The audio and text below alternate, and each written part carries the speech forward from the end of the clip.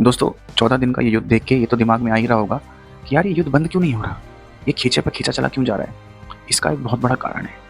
इसका कारण ये है कि कभी भी आपको किसी कंट्री को कैप्चर करना होता है ना, तो उसके लिए आपको अपने सैन्य बल को उस कंट्री के अंदर उतारना होता है, जिसको हम कहते हैं बूट्स ऑन ग्राउंड। अब बूट्स ऑन ग्राउंड करने के लिए दो ही कंट्रीज़ हैं, या तो इजराइल अपनी सेना उतारेगी ईरान के अंदर, या फिर अमेरिका उतारेगी। इजराइल नहीं उतार सकती क्योंकि उसके पास इंटेलिजेंस है, उसके पास मिलिट्री इक्विपमेंट्स है, लेकिन उसके पास सेना इतनी बड़ी नहीं है। दूसरा कौन बचा विकल्प? दूसरा विकल्प है अमेरिका।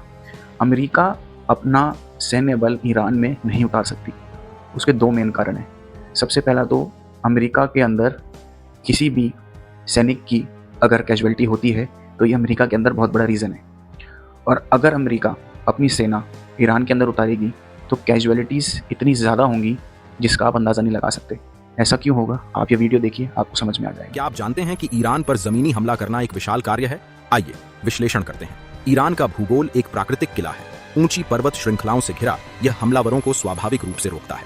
पश्चिम में जाग्रोस पर्वत इराक के साथ 1600 किलोमीटर तक फैले हैं, जहां 4000 मीटर से ऊंची चोटियां और संकरे दर्रे टैंकों को रोकते और काफिलों को असुरक्षित करते हैं।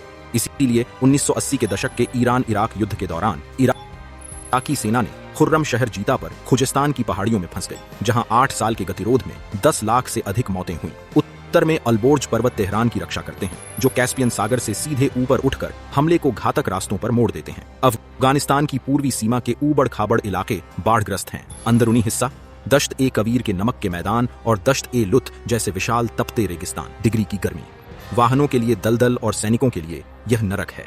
फारस खाड़ी के दक्षिणी तट सीधे जाग्रोस की पहाड़ियों तक हैं, जिससे समुद्री लैंडिंग जटिल होती है।